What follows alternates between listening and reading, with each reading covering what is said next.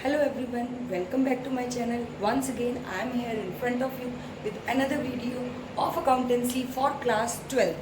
Today we are going to study a very important unit which is accounting for NPO, that is not for profit organization.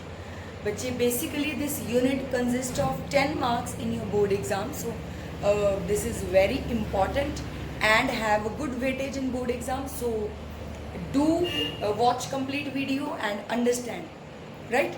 And these are basically the organizations which are running not for the profit earning motive but with the motive to provide some social welfare to the society. These organizations are not running their organization just like other organizations which are preparing profit and loss account and calculating the profit earned or loss suffered during the year. They are just running on the donation income throughout the year. So before I start on with the video, I would like you to please do like, share and subscribe the channel if you have not till now, and do leave a comment in the comment section after watching the video in case you have any doubt. So let's get started.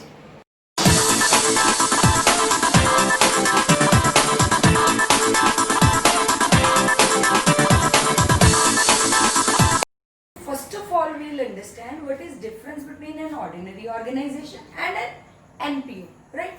But a profit earning or ordinary organization, they used to prepare a financial statement at the end of the year, which we used to call like profit and loss account. Profit and loss account आपको पता है आपने +1 में भी बनाया था. And what is the purpose of preparing profit and loss account? The purpose of preparing profit and loss account is to find out net profit or loss. कि during the year if we have earned some profit or we have suffered with some loss, यही purpose होता है. Whereas जो NPO होता है ना बेटे, वो भी financial statement prepare करते हैं at the end of the year, but they do not prepare profit and loss account. What they prepare income and expenditure account. क्या prepare करते हैं? Income and expenditure account. तो पहला डिफरेंस तो हमें ये पता चल गया कि इनकी financial statement profit and loss है और इनकी financial statement income and expenditure account, right? इनका पर्पस होता है कि नेट प्रॉफिट हुआ या नेट लॉस हुआ वो निकालना है. अब ये जो ऑर्गेनाइजेशन है एनपीओ की, यहाँ पे मैं बात कर रही हूँ, ये जो एनपीओ होती है वो प्रॉफिट अर्न करने के लिए तो है ही नहीं. तो eight the end of the year they will not calculate कि उन्हें प्रॉफिट हुआ या loss, but they will calculate if there is some surplus or if there is some deficit. ये वर्ड आपने ऑलरेडी भी सुना होगा, इकोनॉमिक्स में भी सुना होगा. Surplus means if the money which they have got as an income, चाहे वो डोनेशन से आई या वो लोगों ने जो मेंबर्स थे उन्होंने सब्सक्रिप्शन से लाया, जो money they are getting and the money which they are spending for the social cause, what is difference between them? अगर the money which they are getting as income is more than the expenditure which they are spending during the year, they will get surplus. अगर खर्चा ज्यादा income कम है, expenditure is more and income is less, then there will be deficit. So this is first difference between a profit organization and an NPO. Number 2, आपने देखा होगा last year जब अपने sole proprietor के अकाउंट्स बनाए या partnership के accounts बनाए, तो there they used to maintain a capital account. What is a capital account? Capital account में लिखा जाता है कि ओनर का कितना पैसा इन्वेस्ट हुआ बिजनेस में. This is capital, the money which is invested by the owner in the business. तो capital account general profit earning organisation maintain करती है, बट क्योंकि एनपीओ में कोई ओनर ही नहीं होता, ये तो चलती है सोशल कॉज के लिए, इसमें तो पैसा मेंबर्स डालते हैं, डोनेशन से पैसा आता है, इनको तो जो डोनेशन आएगी उसी से सोशल कॉज करेंगे ना, एनजीओ जैसे होती है इसी तरह से. So they will maintain a capital fund. What they will maintain? They will maintain a capital fund instead of capital account.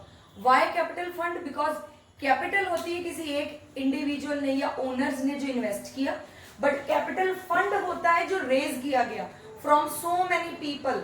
When we are getting money, for example, I am going to start up an NPO. मुझे social cause के लिए एक organisation start करनी है, तो मैं क्या करती हूँ, मैं बहुत सारे लोगों को अप्रोच करती हूँ. They are giving some money in the form of donation to me. I am collecting that money and then that will become as a fund. So what do we call it? Capital fund in NPO. Is it clear now? So this is a basic difference between NPO and an ordinary organization. अच्छा एक और बात, what is the main source of income for profit earning organization? का main source of income क्या होता है? Sale. जो वो goods बेचते हैं पैसा आता है, तो main source इनका जो होता है पैसे का वो होता है sale of goods. Whereas NPO तो होती है social cause के लिए, तो ये तो कुछ बेचते नहीं है. So what will be their source of earning? The source of income for them will be donation. सबसे ज्यादा तो donation से पैसा आएगा, और there can be subscription money also. Now what is the meaning of this subscription? इस subscription क्या होती है? Subscription means हमारे NPO के जो members बने हैं, the persons who have like come up with the idea कि ठीक है हम इस NPO के साथ सर्व करेंगे, हम लोगों को सर्विस प्रोवाइड करने में हेल्प करते हैं. जैसे आपने सुना होगा बहुत सारी ऑर्गेनाइजेशन है आज की दिन में, रेड क्रॉस सोसाइटी है या हेल्प पेज इंडिया है, the organisations which are running to help other persons. तो इस तरह की ऑर्गेनाइजेशन में जो मेंबर्स बन जाते हैं वो एक ईयरली सब्सक्रिप्शन देते हैं. Sometime they use to pay monthly also, sometime they use to pay yearly. तो because we are preparing accounts at the end of the year, so that's why I said yearly. तो subscription money given by the members to the NPO is another major source of income for the NPO. तो दो main source of income मैंने आपको बता दिए, पहला donation और दूसरा subscription. Whereas profit earning organisation के लिए मेजर सोर्स ऑफ इनकम है सेल. गुड्स बेची पैसा आया, so that will be the sale. Right. तो हमने कुछ पॉइंट्स पढ़ लिए. पहला फाइनेंशियल स्टेटमेंट इसकी होती है प्रॉफिट एंड लॉस, इसका होता है इनकम एंड एक्सपेंडिचर. इसमें सरप्लस और डेफिसिट होता है, इसमें नेट प्रॉफिट और नेट लॉस होता है, इसमें कैपिटल फंड होता है. एक और word here I would like to introduce, capital fund is also called as corpus. Corpus उसको बोलते हैं कैपिटल फंड को ही. कभी 1 मार्क में क्वेश्चन आए तो you should know. And then capital account, then donation and subscription is a major source of income, here sale is a major source of income. ये मैंने मोटा मोटा आपको डिफरेंस बता दिया. पेपर में जनरली ये क्वेश्चन आता नहीं है, but we should know before starting on to the chapter. Right. Number 2, इस चैप्टर में काफी सारी न्यू टर्म्स आने वाली हैं. जैसे मैंने आपको सब्सक्रिप्शन एक टर्म बता दी. There are many terms which are new to you in this chapter.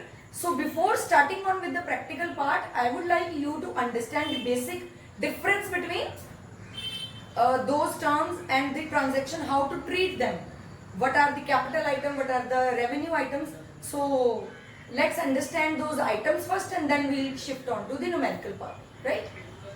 So these are the terms: donation, subscription, life membership, entrance and legacies.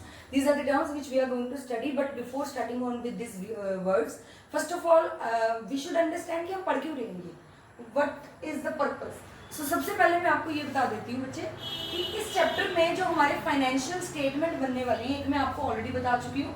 One is income and expenditure account.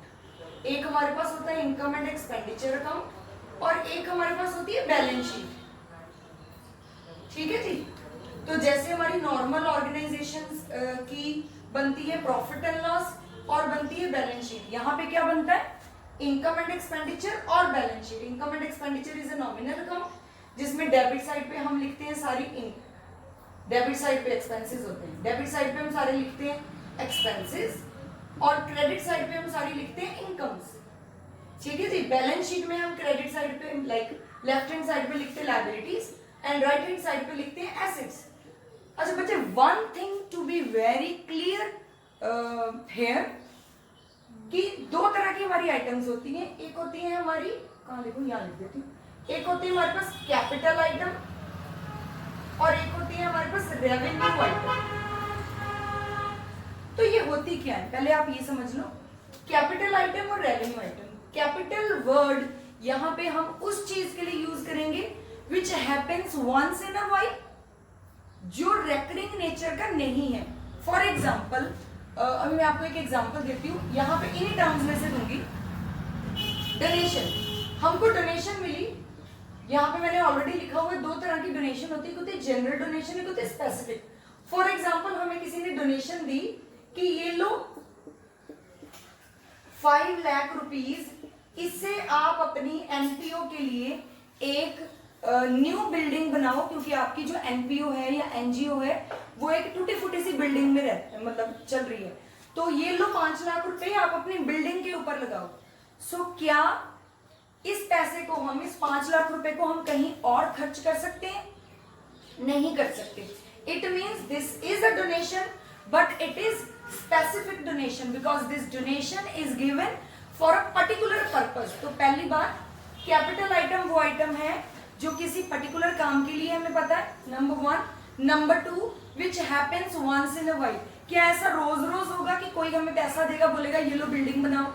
नहीं होगा। कभी कभी ऐसा होता है, जैसे एक डोनेशन होती है जनरल, कि आपकी एक एनपीओ है, फॉर एग्जांपल कोई भी आप लगा लो, एनजीओ हेल्पेज इंडिया है या रेड क्रॉस सोसाइटी है, खालसा एड है, कोई भी आपकी ऑर्गेनाइजेशन है, उसको रैंडम कभी किसी ने डोनेशन में 2000 दे दिए, 5000 दे दिए, किसी ने 500 रुपए दे दिए, किसी ने 100 रुपए डोनेट कर दिया। गुरुद्वारा साहिब में या मंदिर में आपको पता है जनरली लोग डोनेशन देते रहते हैं, तो वो जनरल डोनेशन है जो बार बार डोनेशन हमें मिलती रहती है। और जब कोई आपको डोनेशन देता है तो क्या बोलता है कि ये लो 500 रुपए, इसको ना सिर्फ वहीं खर्च करना, ऐसा नहीं होता। So this type of donation is called as general donation which you can spend anywhere. से मैं एक एग्जांपल लिख लेती हूँ, एक बंदे ने हमें 1000 रुपीज डोनेट किया और कुछ बताया नहीं कहाँ खर्च करना है उसको। सो this is a general donation जो हम कहीं भी स्पेंड कर सकते हैं, जो बार बार ट्रांजैक्शन होने वाली है, और इसी को हम रेवेन्यू आइटम भी कहते हैं। एम आई क्लियर है? Capital item is the item which happens once in a while which is for a particular purpose. Like ये 5 लाख रुपए बिल्डिंग बनाने के लिए दिया, स्पेसिफिक है, कभी कभी होता है, ये कैपिटल आइटम है।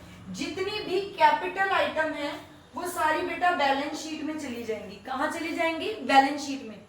स्पेसिफिक डोनेशन, अब किसी ने हमें बिल्डिंग बनाने के लिए डोनेशन दे दी, तो जब तक हमने बिल्डिंग नहीं बनाई तब तक वो हमारे लिए क्या रहेगा? हमारी लायबिलिटी रहेगी, because this is an obligation to the business कि ये 5 लाख रुपया बिल्डिंग बनाने पे खर्च करना है, हमारी जिम्मेवारी है, ये हमारी ऑब्लिगेशन है। So where we will write it? We will write it here on the liability side, building fund 5 lakh रुपए। Is it clear to you बेटा? नंबर 2, रेवेन्यू आइटम क्या होती है? जो बार बार होती है, बार बार हमें पैसा आता जा रहा है, कभी किसी ने 500 रुपया, 100 रुपया, 200 रुपया डोनेशन आती गई। रेवेन्यू आइटम जितनी भी होगी वो सारी की सारी हम इनकम एंड एक्सपेंडिचर में इनकम वाली साइड डालेंगे। Credit side is the income side. तो यहाँ पे मैं लिख दूंगी by donation, how much donation I got? I got rupees 1000 as donation. Is it clear to you? So ये कैपिटल और रेवेन्यू पॉइंट क्लियर है बेटा आपको? अभी याद रखना है, मैं आगे आइटम्स में आपको पूछूंगी, आप बता देना। कैपिटल आइटम सारी बैलेंस शीट में जाएंगी, रेवेन्यू आइटम चाहे वो खर्चा चाहे वो इनकम है, रेवेन्यू मीन्स जो बार बार हो रहा है, जो बार बार होने वाली आइटम है वो इनकम एंड एक्सपेंडिचर में जाएगी, राइट? इनकम है तो क्रेडिट साइड पे, खर्चा है तो डेबिट साइड पे। क्रेडिट कैपिटल आइटम है तो वो बैलेंस शीट में चली जाएगी। कैपिटल खर्चा है, फॉर एग्जांपल हमने मशीनरी खरीदी, रोज रोज तो नहीं खरीदेंगे, वंस इन अ वाइल खरीदेंगे, एसेट बन जाएगी। कैपिटल इनकम हुई, मतलब कैपिटल में इनकम रिसीव हुई, जैसे मैंने एग्जांपल दी, बिल्डिंग के लिए पैसा मिला तो लायबिलिटी साइड चला गया, राइट? नेक्स्ट हमारे पास पॉइंट है सब्सक्रिप्शन। सब्सक्रिप्शन आपको अभी बताया बेटा, the members of the NPO they used to give some a fixed amount of subscription to the organization to run it smoothly। जब भी कोई मेंबर बनता है ना किसी भी एनपीओ का, तो उसको एक मेंबरशिप चार्जेस देने पड़ती हैं, जो वो बंदा मतलब अच्छा पहले ये समझ लो, 2 तरह के चार्जेस होते हैं। एक तो होता है एंट्रेंस फी जिसको एडमिशन फी भी कहते हैं, और एक होता है सब्सक्रिप्शन। अब ये पहले समझ लो, जब आप मेंबर बनोगे ना, फर्स्ट टाइम जब आपने उसकी मेंबरशिप ली, एडमिशन फी या एंट्रेंस फी, तब आप उसकी पे कर देते हो, आप एक बार वन टाइम पेमेंट है ये। उसके बाद now if you want to become continuously, you want to become the member of the organisation, you want that you need to pay regular subscription for this organisation. आपको regularly उसकी subscription भी pay करनी पड़ेगी, right? Okay, तो अब आप मुझे ये बताओ कि सब्सक्रिप्शन एक रेवेन्यू आइटम है कि कैपिटल आइटम है? अब आप मुझे बताइए, क्या सब्सक्रिप्शन हमें बार बार मिलती रहेगी या एक ही बार बंदे ने पे करनी, दोबारा कभी नहीं पे करनी? Yes, subscription is a regular income which business which members are going to pay regularly, हर मंथ या हर साल, मतलब every month they will be paying. तो बिजनेस के लिए तो हो गई ये, sorry not business, we should not use this word NPO, organisation. तो ऑर्गेनाइजेशन के लिए तो सोर्स ऑफ इनकम है, रेगुलरली आता रहेगा पैसा। So this is a revenue item. If it is a revenue item, then where it will go? Obviously it will go to credit side of income and expenditure. So I'll write it here by subscription. जितना भी पैसा मैं मुझे receive हो जाएगा, I'll write it in the form of subscription. And entrance fee और admission fee, तो कोई ना कोई मेंबर आता रहता है हमारे पास। जब भी कोई मेंबर आएगा तो वन टाइम में हमारे पास एंट्रेंस फी तो पे करता रहेगा। Entrance fee is also of recurring nature, so entrance fee will also be written here on the credit side by entrance fee, right? So entrance fee is also revenue item, subscription is also revenue item. Both of these are source of income for the NPO. So we have written till now तीन तरह की हमने revenue income लिखी है, donation लिख दी, subscription लिख दी और entrance fee लिख दी, जिसको हम एडमिशन फी भी कहते हैं। कंफ्यूज नहीं हो जाना। एक पॉइंट बीच में से मैंने स्किप किया, this is life membership fee. Now what is this life membership फी? देखो बेटा, कई मेंबर्स ऐसे होते हैं जो एवरी ईयर या एवरी मंथ पैसा नहीं दे सकते। दे में भी वो इंडिया में नहीं रहते हो, कहीं फॉरेन में रहते हैं, या किसी के पास एक बार पैसे आए काफी सारे, उनकी लॉटरी लगी हो, बहुत सारे पैसे हैं, तो वो बोलते हैं यार मेरे पास आज पैसे हैं कल नहीं होंगे, तो I want to become a life time member of this organisation. मैं चाहता हूँ कि मैं हमेशा इनके साथ जुड़ा रहूँ, हमेशा मैं सेवा करता रहूँ लोगों की, समाज की, सोशल वेलफेयर के लिए। बट मेरे को नहीं लगता कि मैं रेगुलरली इनको ईयरली या मंथली पैसा दे पाऊंगा। So what they used to do, आज तो पैसे है ना मेरे पास, तो वो एक लाइफ मेंबरशिप फी पे कर देते हैं, वन टाइम पूरा पैसा पे, एक टाइम में पूरा पैसा पे कर देते हैं, and then they will become life time member of the business. अब आगे मुद्दा है कि ये रेवेन्यू है कि कैपिटल है। ऐसा रोज रोज तो नहीं होगा कि हमारे जो मेंबर हैं वो लाइफ टाइम का पैसा हमें एक साथ ही दे देंगे, पहली बात। दूसरी बात, पहली बात तो ये नॉन रेकरिंग इन नेचर है। नंबर टू कि ये जो हमारा लाइफ मेंबरशिप फी का पैसा है, ये हमारे लिए एक लाइबिलिटी भी क्रिएट करता है। We may need to pay it back to the business, to the member in case we are not going to continue our NPO. अगर हमारी एनपीओ हम कंटिन्यू नहीं करें तो हो सकता है कि हमें वो पैसा वापस भी करना पड़े। वो कहें आपने हमसे लाइफ टाइम के लिए पैसा लिया, 6 महीने में तुमने एनपीओ बंद कर दी, हमने तो तुम्हें लाइफ टाइम के लिए दे दिया, मान लो इतना सारा पैसा, तो हमें हमारा पैसा वापस चाहिए। तो there can be reason like this.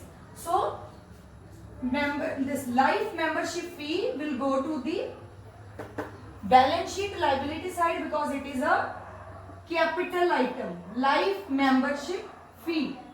Clear है बेटा? मैं अभी आपको यही बता रही हूँ कि कौन सी आइटम कहाँ आने वाली है, कौन सी आइटम का क्या मतलब है। नेक्स्ट लास्ट टर्म जो मैंने यहाँ पे लिख रखी है, दैट इज लीगसीज। लीगसीज होती क्या है? Legacies is, this word is derived from the word legal. तो लीगली क्या किया गया? What is legacy? जैसे फॉर एग्जाम्पल कोई एक इंसान है, मे बी उसके बच्चे हैं या नहीं, आई एम नॉट श्योर, उस बंदे ने मरने से पहले अपने विल में लिख दिया कि मेरे मरने के बाद मेरी प्रॉपर्टी में से इतना पार्ट या मेरी ये प्रॉपर्टी इस ऑर्गेनाइजेशन को डोनेट कर दी जाए।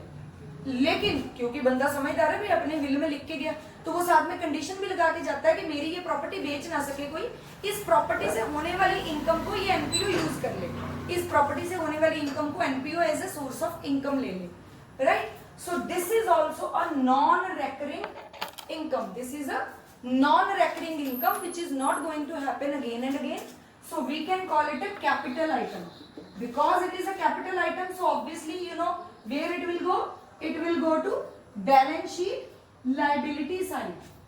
ये बार बार तो नहीं होने वाली ट्रांजेक्शन। पहली बात नॉन रेकरिंग है। नंबर टू, इसमें कुछ कंडीशन लगाई है, उस पर्टिकुलर पर्पस के लिए आपने यूज कर सकते हो उस पैसे को।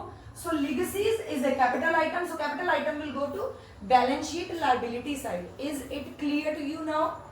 So बच्चे please keep in mind while doing the question, numericals आप करोगे, आपको अगर सिंपली पैसा में लिखा है डोनेशन, तो आपने डोनेशन कहाँ लिख देनी है? एक बार रिपीट कर रही हूँ मैं, आपने डोनेशन इनकम में लिख देनी है। अगर आपको लिखा है कि डोनेशन फॉर बिल्डिंग या डोनेशन फॉर टूर्नामेंट, तो वो स्पेसिफिक डोनेशन है। स्पेसिफिक डोनेशन आपने कहाँ लिख देनी है? बैलेंस शीट में लिख देनी है। सब्सक्रिप्शन की इनकम दी है, सब्सक्रिप्शन इनकम रेगुलरली होती है, income side income and expenditure. Life membership fee कभी कभी होने वाली आइटम है, कैपिटल आइटम है, बैलेंस शीट में चली जाएगी। Entrance fee, membership fee sorry, entrance fee, admission fee, it will go to income side of income and expenditure account. Then legacies. Legacy is a capital item and it will obviously go to liability side of balance sheet because it is a capital item. It happens once in a while. Is it clear to you? Okay. Okay, so there is another word which was left. Actually, it is an expense, so I thought why not to cover in the same video. And for the numerical part, I am going to make one more video, so please do watch it also to understand this concept. So it is honorarium. So what is this honorarium? It is also a new term, so I thought कि पहले इसको ही बता देते हैं. Honorarium क्या होता है बेटा? Honor आपको पता है, हम किसी को honor करते हैं. अब होता क्या है, NPO is a not for profit organization, तो social cause के लिए चलती है. अब क्या होता है, कई बार there are some people who are not employees of the business but they are selflessly giving their time, their energy, their money to the business. वो हमारी NPO के लिए, हमारी ऑर्गेनाइजेशन के लिए, हमारी ऑर्गेनाइजेशन की तरफ से सोशल कॉज के लिए बहुत काम कर रहे हैं. लोगों की हेल्प कर रहे हैं, जहाँ जाना है सामान प्रोवाइड करना है, हेल्प करनी, हर तरह की हेल्प कर रहे हैं. इस तरह के लोगों को जो सेल्फलेसली हमारी ऑर्गेनाइजेशन के लिए काम कर रहे हैं विदाउट एनी सैलरी, हम उनको एज ए ऑनर करने के लिए we are also paying some money. It may be some money और some gift which is given by the NPO to the person to give to honour that person कि आपने selflessly हमारी organisation के लिए काम किया, तो हमारी तरफ से this is a token of honour.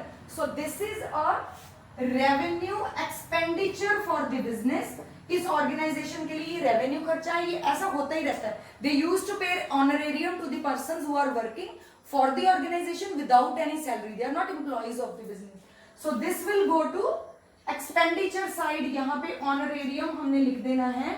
This is a regular खर्चा for the business, right? So that's all for this video, and we'll continue this chapter in another video that I'll post tomorrow. For till then इसको एक बार revise करिए. Please go through all these terms, check into the book. जो भी इसकी details या accounting treatment है, इसके कुछ रिलेटेड न्यूमेरिकल्स होंगे, you can go through them. And tomorrow we are going to discuss more about these two accounts, this income and expenditure account and balance sheet, how to prepare which items to be written, like that, right? So thank you very much for watching the video. For any doubts or suggestions or complaints or your feedback, do leave a comment and do subscribe the channel if you have not till now, and like and share. Thank you very much. Till then, take care.